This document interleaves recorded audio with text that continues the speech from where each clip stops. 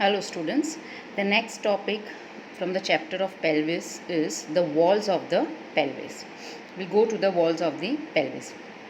There are three walls, the anterior wall, the posterior wall and the two lateral walls. Okay, so we'll go to the topic of walls of pelvis.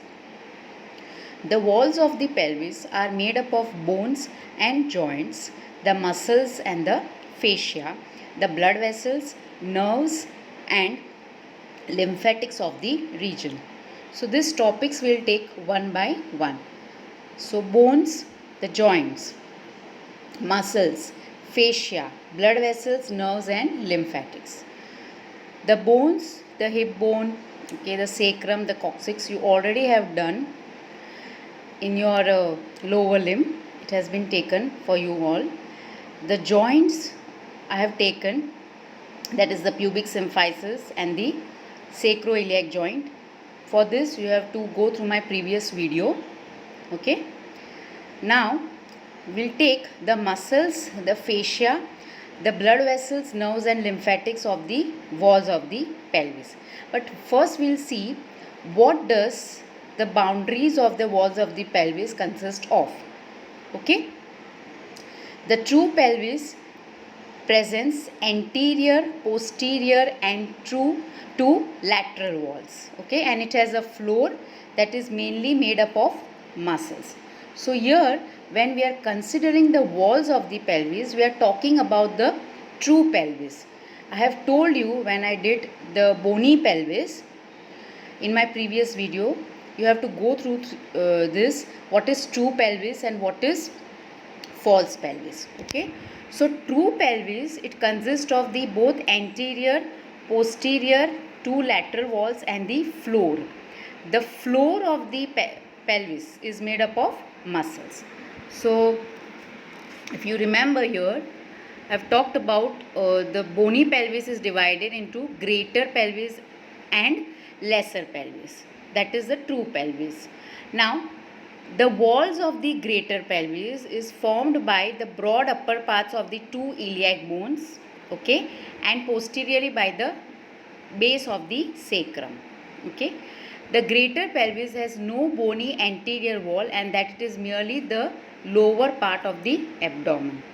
Okay, so this I have already talked about this in my previous video. So the greater pelvis, okay, if I talk about the greater pelvis, this is the bony pelvis. Now this greater pelvis, it consists of, okay, this greater pelvis consists of just the iliac fossa, okay, and the sacrum, the upper surface of the sacrum. This is the greater pelvis. It is mainly the lower part of the abdomen. The lower part of the abdomen is forms the greater pelvis. For true pelvis, that is inside, I have already talked about the pelvic inlet and the pelvic outlet. So greater pelvis is just the above part, the upper part of the pelvic cavity. So upper part of the pelvic cavity, it consists of iliac fossa and the upper surface of the sacrum. So this is true pelvis. Anteriorly, in the front, it doesn't have any bony structure. So that's why it is known as false pelvis. Okay. Now here we'll talk about, when we are talking about the walls of the pelvis, we'll talk about the true pelvis. Okay. Now, first we'll take the anterior wall. What is the anterior wall of the pelvis? That is the true pelvis made up of. Okay, what is the anterior wall made up of? Now, the anterior wall is formed by the posterior surface of the pubic symphysis and the adjoining pelvic surfaces of the bodies of the right and left pubic bones.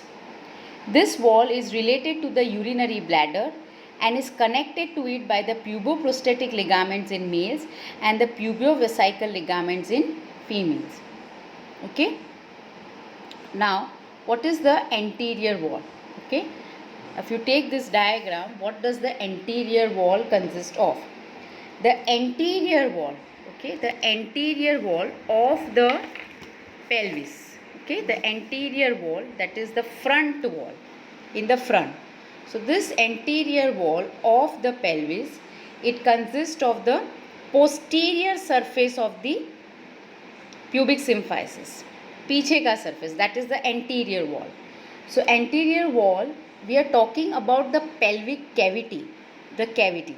So if we put the hand inside the cavity, what is the anterior, what is the posterior, what are the lateral walls?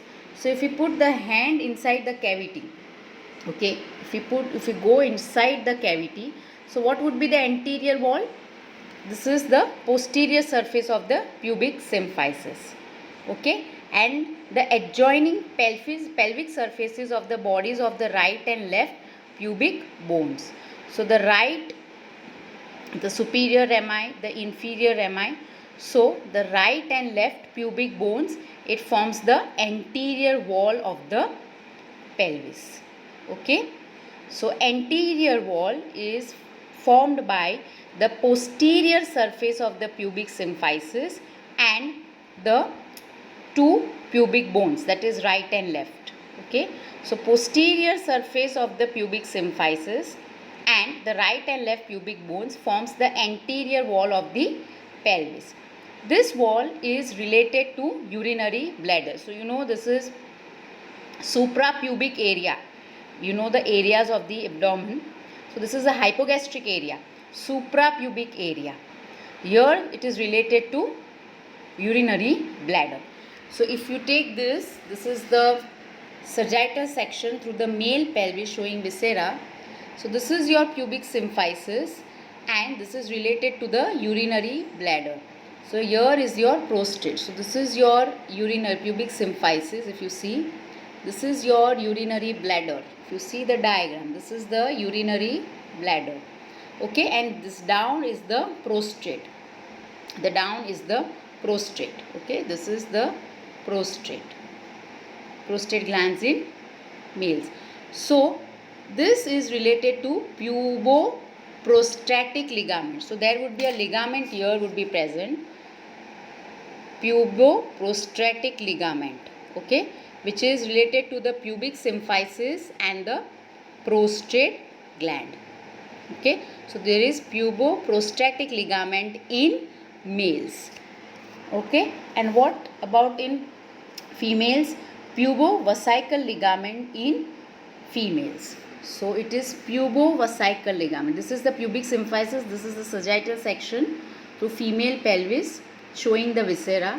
So this is the urinary bladder, this is the anterior wall of the pelvic, this is pubic symphysis. So you can see here pubovesical ligament, okay. So in females, the anterior wall is connected, that is the urinary bladder is connected to the anterior wall of the pubic symphysis. In females, it is with the help of pubovesical ligament, that is pubic symphysis one end and vesicle, that is the urinary bladder at the other hand, in females. But in males, it is puboprostatic ligament, that is pubic symphysis on one end and prostate gland on the other, okay. So this was about the anterior wall of the pelvis. Now we'll go to the next wall of the pelvis, that is the posterior wall, okay. We'll go to the posterior wall of the pelvis. The posterior wall is elongated and curved, okay. So the posterior wall is elongated and curved and is formed in the median plane by the pelvic surface of sacrum, coccyx and anococcygeal raphe, okay. So if we take the posterior wall, okay, this is the posterior wall. So it is consist of sacrum, median plane of the sacrum, the coccyx and the anococcygeal raphe. It's a connection between the anus and the coccyx. So posterior wall, okay, the posterior wall is connected, it's curved and elongated, okay, and this posterior wall, it consists of the pelvic surface of the sacrum. So posteriorly of the pelvic girdle is obviously the sacrum, okay, the coccyx and the anococcygeal raphe. Now what is anococcygeal raphe? It's a type of connection between the anus and the coccyx. When I do the muscles, this is the pelvic floor muscles, I will talk in detail about this anococcygeal raphe.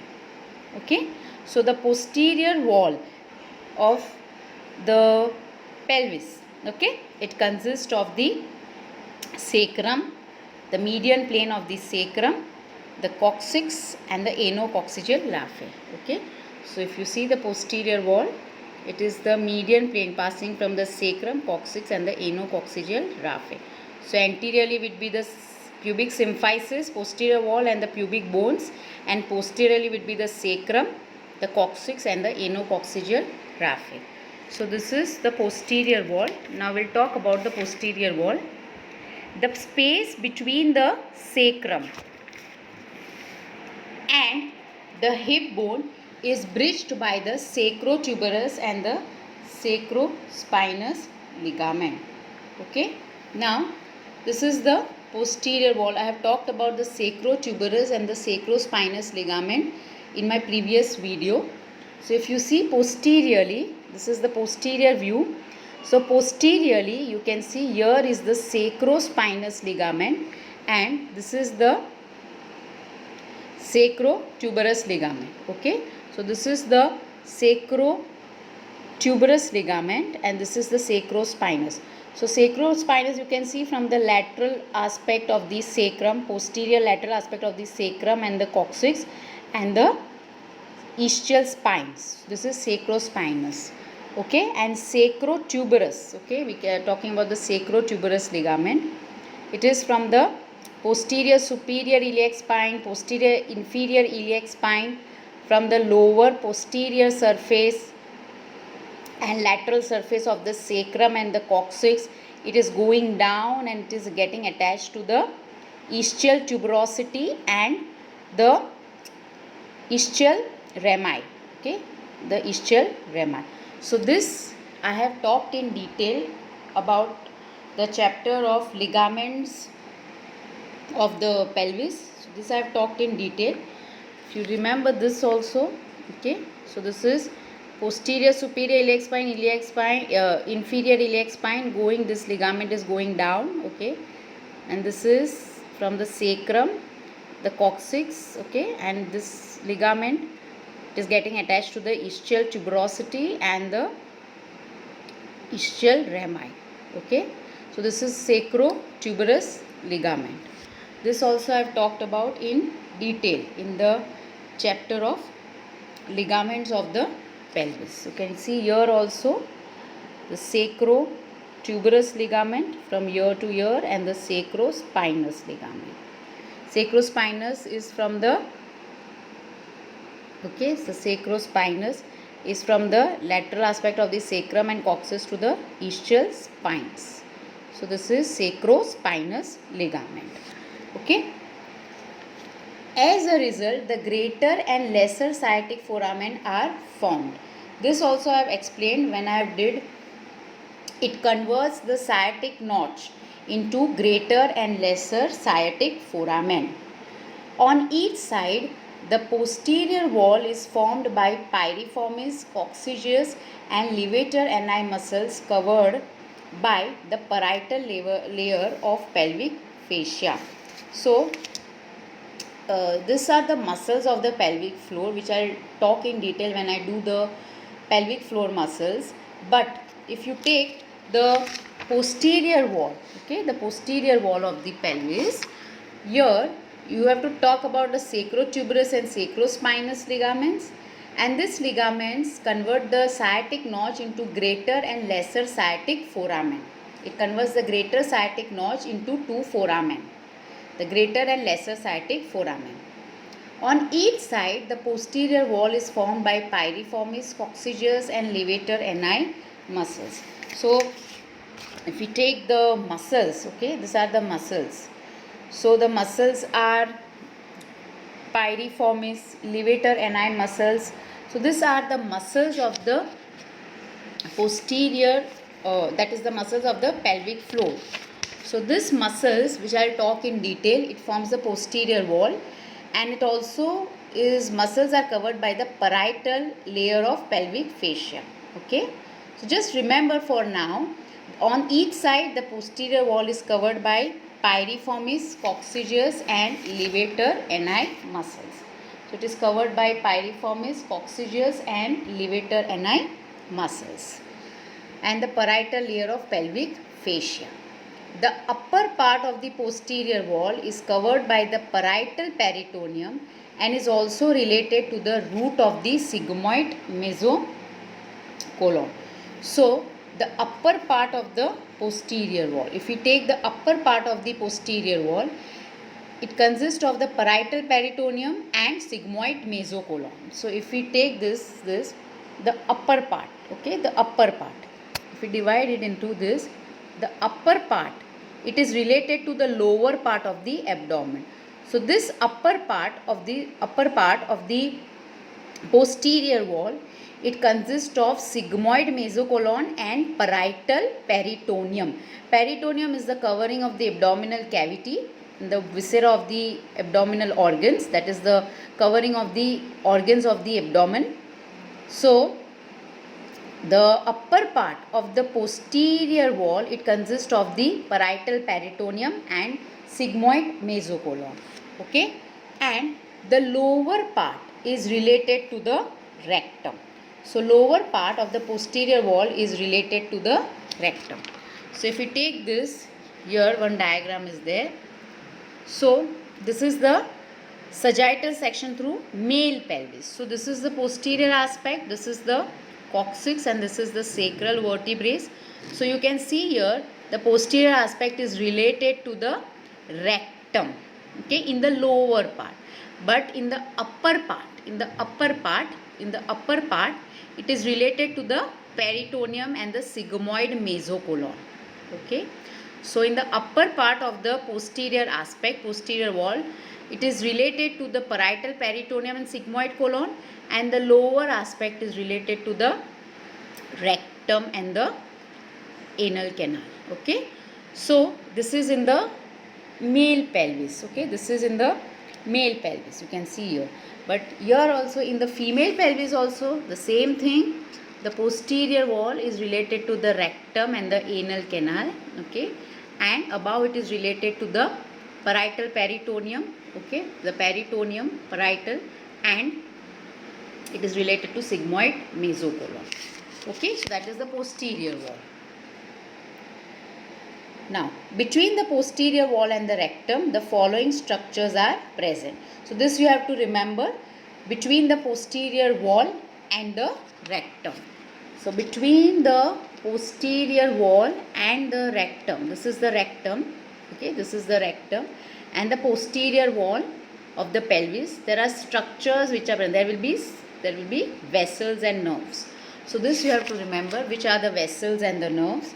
It consists of median sacral vessels, superior rectal vessels, right and left sympathetic trunk, ganglion impar, glomus coccygeum, sacral plexus of nerves, pelvic splanchnic nerves and lateral sacral nerves. So this you have to remember. Okay. Now the last wall, that is the lateral wall. What does the lateral wall consist of? Okay.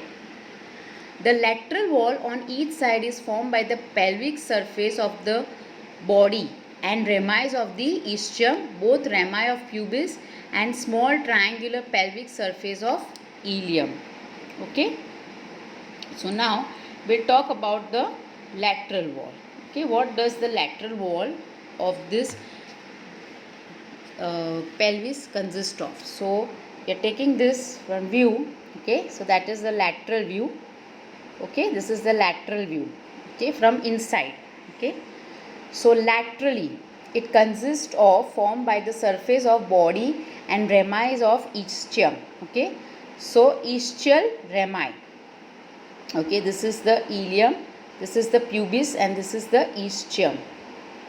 Okay, so it is consist of ischial rami. Okay, ischial rami. Okay, also rami of the pubis and the ilium. So if I take the lateral aspect, okay, if I take the lateral aspect, okay, so laterally it consists of this is ischial tuberosity, okay, this is ischial tuberosity, this is the lateral view. So laterally this is the pubic tubercle, this is obturator foramen, okay, this is the obturator foramen, this is ischial tuberosity, this is lesser sciatic notch, this is greater sciatic notch, this is the rami of the ischium, this is one side of the hip bone. The next would be the other hip bone.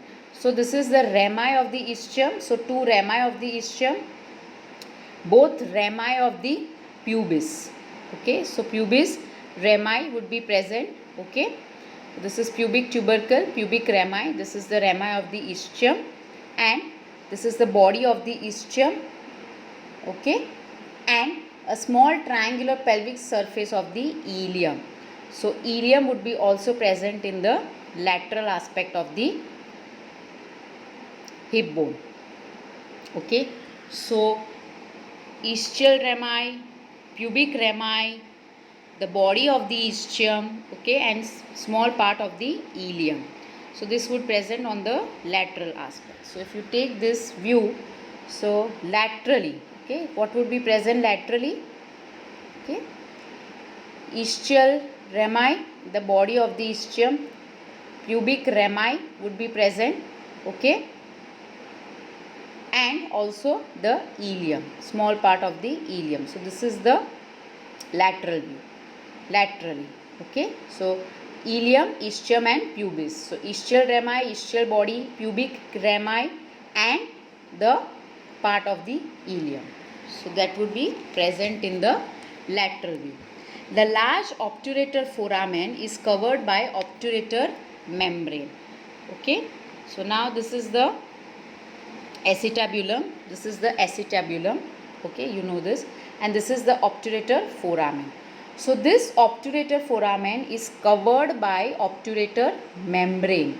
So you have obturator membrane covering the obturator foramen. Now this membrane is covered except in the upper and the posterior part. So this membrane is covering the entire obturator foramen except the upper and the posterior part, okay. So it is not covering the posterior aspect of the obturator foramen and the upper aspect. Why this membrane is not covering the posterior aspect and the upper aspect of the obturator foramen? Because it allows the exist of obturator nerve and vessels. So again I repeat, the obturator foramen is covered by obturator membrane, and this membrane is not present in the upper and the posterior part of the obturator foramen, as it allows the exit of obturator nerve and vessels, okay. And now the inner surface, if we take the inner surface of the obturator foramen, okay, the inner surface of this foramen which is covered by obturator membrane, it consists of obturator internus muscle, the obturator fascia and the parietal peritoneum. So this is the foramen. Suppose this is the foramen. We are talking about this, the outside view. There is the inside view also. So outside it is covered by the obturator membrane, inside also it is covered by the obturator membrane except the upper and the posterior part, okay. Now this obturator membrane is covered by obturator internus muscle. So this is very important.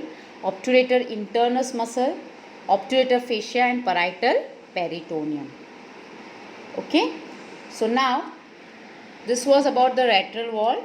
The structures running obliquely along the lateral pelvic wall from above downwards are as follow. What are the structures which are running along the lateral pelvic wall, okay. So there will be obliterated umbilical artery, obturator nerve and vessels, the superior vesicle, inferior vesicle, uterine, vaginal and middle rectal vessels. So these are the vessels which are running from above downwards from the lateral pelvic wall. So first is obliterated umbilical artery, obturator nerve and vessels, superior vesicle, inferior vesicle, uterine, vaginal and middle rectal vessels. Okay. Now The ureter and internal iliac vessels, they pass closer to the greater sciatic foramen. Okay, so near what is the greater sciatic foramen? The ligaments converts the greater sciatic notch into the greater and lesser sciatic foramen. So in the greater sciatic foramen, the ureters and the internal iliac vessels, they pass in the posterior part of the lateral pelvic wall. And vast difference in males and round ligament in females is related to the anterior part of the lateral pelvic wall. So posterior part will be in the outside form and anterior part would be in the inner form, inside. So posterior part of the lateral pelvic wall, okay, there is passage of ureter, internal iliac vessels, okay, and vast difference in males and round ligament in females is related to the anterior part of the lateral pelvic wall. Okay. The urinary bladder, apart from being related to the anterior pelvic wall, is also related to the lateral wall. So the urinary bladder, which I have talked here, is also a part of anterior wall as well as the lateral wall. Okay. So it is part of the anterior wall also and the lateral wall also. Okay, so it is present anteriorly and laterally.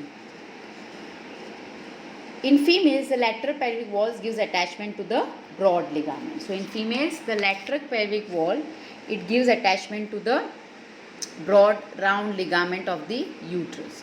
So round ligament also, the broad ligament of the uterus is gives attachment to the lateral wall of the pelvis. Okay, so this was the topic on the anterior, the posterior and the lateral walls of the pelvis. Okay, just go through the diagrams which are given in your textbooks for better understanding of this topic. Okay, thank you students.